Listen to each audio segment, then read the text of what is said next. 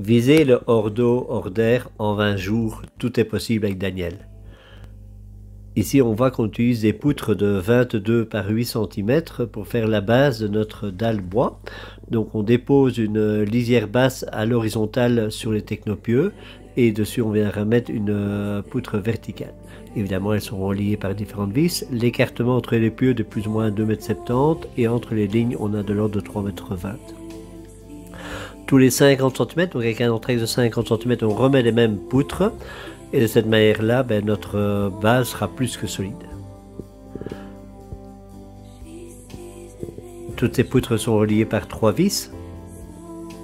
Alors on n'a pas préforé, mais on a pris des vis de bonne qualité et avec des bonnes machineries. Du coup, si on va doucement, tout va bien. Ici, on voit dans l'angle et on avait aussi la membrane pour empêcher la montée capillaire. On travaille avec des lattes à panne de 45 par 25. Elles serviront de base pour nos cajottes. Alors les cajottes, ce sont des petites cavités dans lesquelles on ira mettre plus tard notre laine de bois. On a recoupé ou pris le parti de couper les panneaux à chaque fois ici dans l'autre sens. De cette manière-là, on avait un facteur perte de pratiquement 0. On a la possibilité de faire un emboîtement entre les différentes lames de panneaux de bois. Donc ce sont des lames de CI 3D avec un traitement spécifique pour empêcher les remontées d'humidité. Important, on voit qu'on a un serrage de tous les côtés. Malgré tout, on veut assurer une étanchéité totale à l'air. Donc là, on va travailler de la mousse. Alors c'est la partie la moins écologique du chantier, mais sur l'ensemble, on n'a utilisé que 5 bonbonnes. Donc en attendant de trouver d'autres solutions, en tout cas c'était la moins mauvaise qu'on a pu trouver. On a été mettre de la laine de bois de 18 cm. On voit qu'elle est à compression des deux côtés. Donc de cette manière-là, on évite tout ce qui est pont thermique. Et entre les différents panneaux, on mettra aussi le serrage. Maintenant, l'inconvénient, c'est la petite poussière. Donc attention, mettez vos lunettes ou fermez vos yeux. On voit ici l'utilisation de la mousse. Donc on a fait vraiment avec parcimonie. Alors on a un système, ici on a coupé toutes nos plaques de laine de bois en 3. De cette manière-là, de nouveau, on avait un facteur perte très petit. On a aussi récupéré tous nos petits déchets, qu'on voit ici un peu à part des d'autres sur la dalle. Et comme ça, qu'on a des cavités trop petites ou quoi que ce soit, et qu'on a des petits trous, on viendra les boucher à la main. Mais on voit quand même que tous ces panneaux sont bien à serrage. Dessus, on a été mettre de l'OSB de 22 mm avec un collage écologique. Très important, c'est que nous mettons 3 lignes de vis par largeur de plaque. Et la troisième ligne, vous la vissez que quand la plaque suivante est déjà emboîtée. Sinon, vous avez quelques difficultés puisqu'il y a trop de serrage latéralement et c'est assez complexe de les enfiler les unes dans les autres. Quand vous devez chasser les panneaux, attention à utiliser un petit cale de bois pour ne pas abîmer la lèvre d'emboîtement. Et on voit qu'on procède en même temps au vissage et on met une vis, nous, tous les 50 cm. Donc sur un panneau, vous voyez le nombre de vis qu'on a. Et bien la dalle bois, c'est déjà fini. Donc on attaque les murs. Ici, on travaille des poutres de 18 par 6 cm. Alors c'est un peu surfait comme dimension. On aurait pu travailler du 4 cm.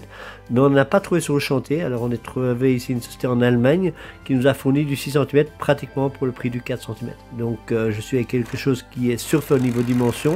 Mais par contre au même prix. Très important, c'est le bon alignement avant de visser. Et on a fait aussi, on voit ici un étrésionnage. Alors l'étrésionnage servira à renforcer la structure, donner la bonne rigidité et la bonne droiteur, mais surtout aussi au niveau du solde, après ça évitera les craquements du bois. Si vous levez vos panneaux, vous êtes nombreux comme ici, à la main c'est très facile, sinon vous pouvez utiliser un système de treuil. Par contre très important, ces petites cales qu'on a mis là latéralement, c'est tout simplement pour éviter qu'au moment où vous les allez lever, que le mur n'aille retomber. Mettre des soutiens, ça peut être une latte à panne avec des vis de chaque côté est plus que suffisant provisoirement, le temps que tout soit mis en place. Bien calé, bien vissé, bien vérifier tous vos éclairages, ça me paraît une évidence. Et vos aplombs évidemment. Entre les deux gîtes, on a pris l'option de ne pas faire un simple mur, mais bien de faire 2 murs. De cette manière-là, on voulait vraiment assurer l'étanchéité sonore entre les deux bâtiments. Pour ce faire, entre les deux, on a encore mis de la fibre de bois de 4 cm et de cette manière-là, on a encore une isolation phonique supplémentaire.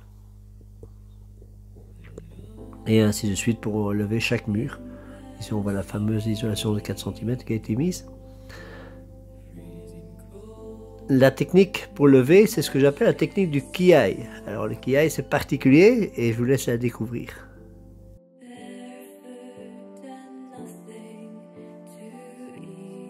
Voilà les hommes à l'œuvre. Alors, avec le qui aille, hein. Et Dessous, c'est bon? oui, c'est bon. Allez. Et hop, et 2, et 3.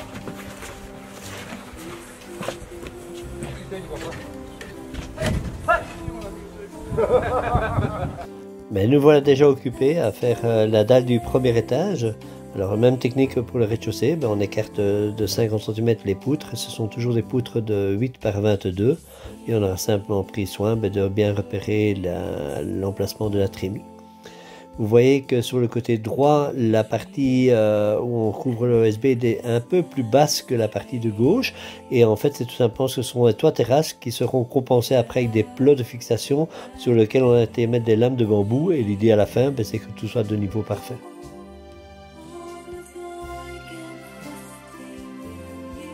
Le contreventement est assuré par des panneaux de slip 3D. Ce sont des panneaux de 16 mm qui servent de contreventement et en même temps de pare-pluie.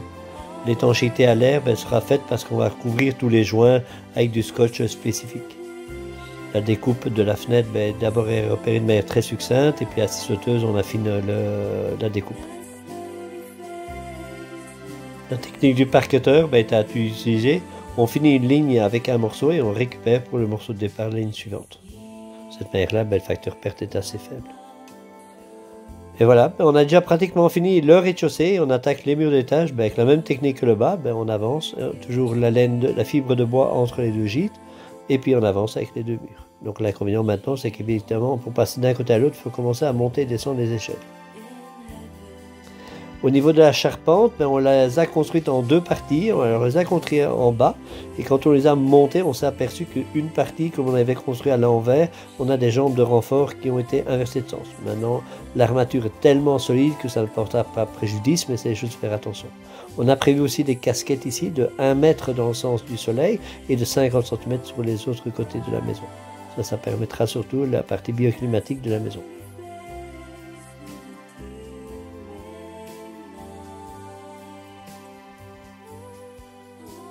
Les différentes lignes de charpente ont été reliées entre elles, toujours comme pour la dalle bois.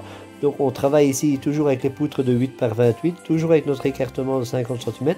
Et ici on s'est dit qu'on pouvait aller un tout petit peu plus loin, tout simplement pour pouvoir mettre en une fois mes panneaux d'isolant. Donc on a accentué un tout petit peu l'écartement, je crois qu'on est à 56 cm si je ne dis pas de bêtises.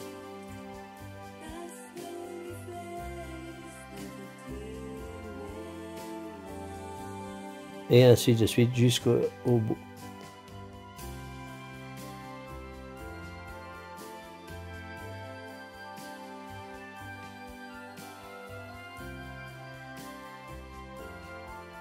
La dernière ligne de poutre sera bien évidemment dans l'axe de la ligne de fêture.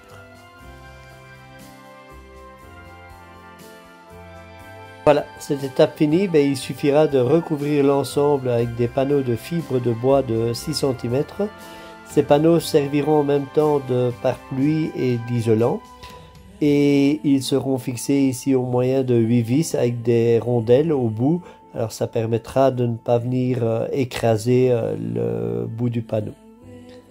Et ainsi de suite. Toujours la technique du parqueteur, donc vous finissez une ligne avec un morceau et ce morceau vous servira de base pour votre ligne suivante et de cette manière de nouveau vous arrivez à un facteur de perte très très faible. En même temps vous voyez que le cadre de travail franchement c'est plus que sympathique et là enfin la météo était clémente avec nous. Donc vous procédez de la même manière jusqu'au bout de la toiture des deux versants et au moins votre bâtiment est déjà fermé maintenant au niveau de l'eau. On n'est pas encore tout à fait fermé à l'air, mais on y avance. L'étape suivante, ça sera toute la pose des menuiseries. Alors pour la pose des menuiseries, nos trous ont déjà bien été établis. On va présenter nos châssis, on va regarder un petit peu le calibrage, aussi bien dans l'axe, je dirais, de profondeur qu'au niveau de l'éclairage de manière générale. On va mettre une première vis de serrage qui n'est pas tout à fait mis à stock. Et de cette manière-là, ça nous permettra encore de finir certains produits. On voit qu'il y a un peu de jour latéral de chaque côté, mais tant mieux, comme ça veut dire que la pose a été bien prévue. Et de nouveau, c'est une étape qui à la fin servira, on devra mettre de la mousse, tout simplement pour fixer l'étanchéité à l'eau et à l'air au niveau de nos châssis. Alors évidemment ici l'œil aguerri de Daniel, ben, c'est son métier, c'est sa spécificité. Et donc je vous invite tout le temps à vous entourer de bonnes personnes pour vous expliquer les bons gestes et surtout ben, en même temps ben, être sûr qu'ils soient bien faits. Comme dirait Daniel, un châssis il doit être réglé une fois et il sera réglé pour toute sa vie. Donc ça vaut la peine de prendre un tout petit peu de temps en phase de préparation. Alors ici on les incline parce que ce sont des châssis aussi en battant.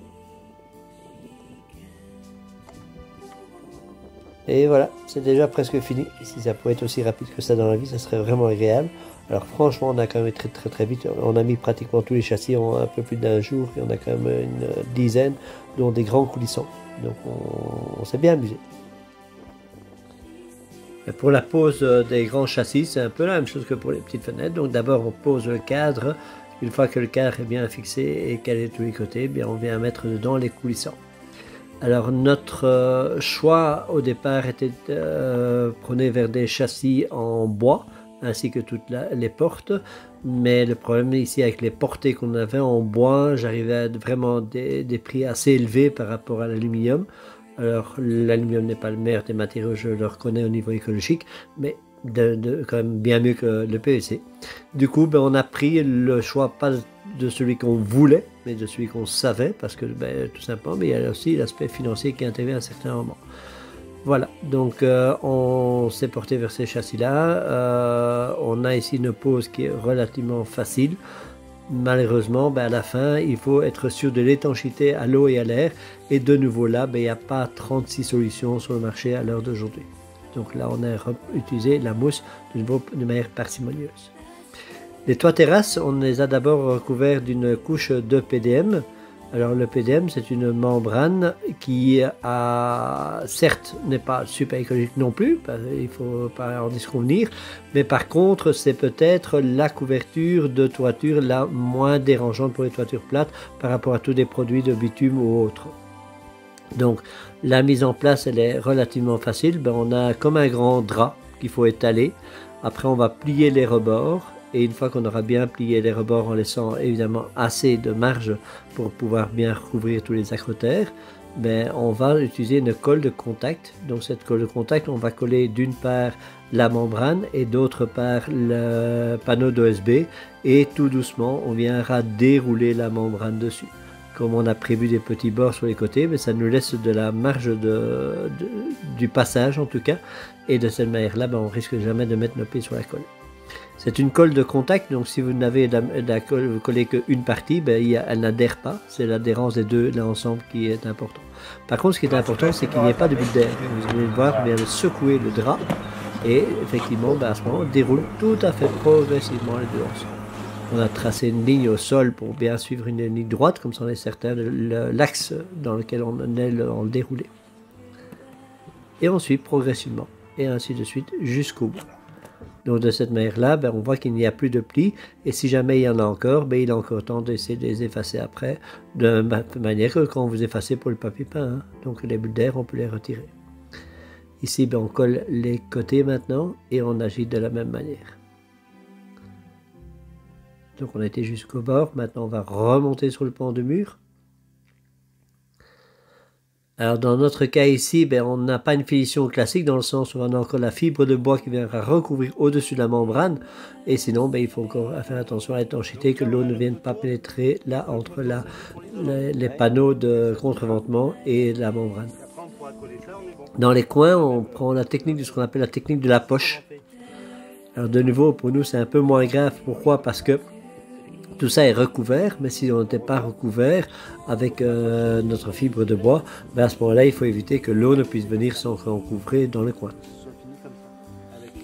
Voilà, pratiquement notre dernière étape. On a ici des panneaux de fibre de bois. Ici, sur la partie inférieure, ils sont enduits d'une première couche de crépi en usine.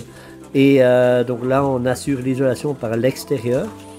Ces panneaux vont s'emboîter les uns dans les autres, donc ils vont aussi être très bons au niveau de l'étanchéité à l'eau, très bon isolant. Et le fait d'avoir déjà une couche de crépi dessus nous permet d'attendre le jour où on trouvera enfin la personne qui ira faire notre enduit extérieur, ou tout simplement le jour où la météo sera clémente pour le faire. Alors, ce sont de la même dimension, on a pris les panneaux en partie supérieure, sous le bardage. La seule chose, ben là, on n'a pas gaspillé d'argent, on n'a pas été mettre de couche de crépi dessus. Maintenant, pour ne pas couper des demi-panneaux, on a prolongé, on n'a pas gardé la ligne de bardage, donc on est monté de 30 cm plus ou moins en dessous de la ligne de bardage pour toute la partie supérieure, je dirais, du bâtiment. Toujours la technique du parquet, donc vous finissez une ligne avec un morceau, vous récupérez ce morceau et vous démarrez avec celui-là, la ligne suivante.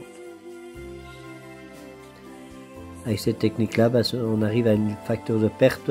Sur l'ensemble, on n'est pas loin du demi%. Alors, pour certains éléments un peu plus, d'autres éléments beaucoup moins. Mais donc, on est quand même assez positif de ce côté-là.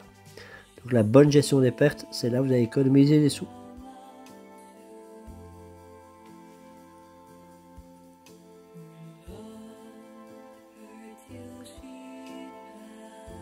Alors les vis, les rondelles sont rentrées un peu plus profondément parce que l'important, ce sera quand on mettra l'enduit final, c'est qu'il n'y ait pas de surépaisseur à ce niveau-ci.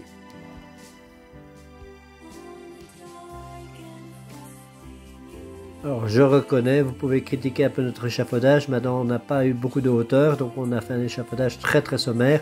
Par contre, quand on fera le bardage et quand on fera le crépi, on mettra évidemment un échafaudage avec toutes les sécurités qu'on a besoin sur un chantier, tout simplement.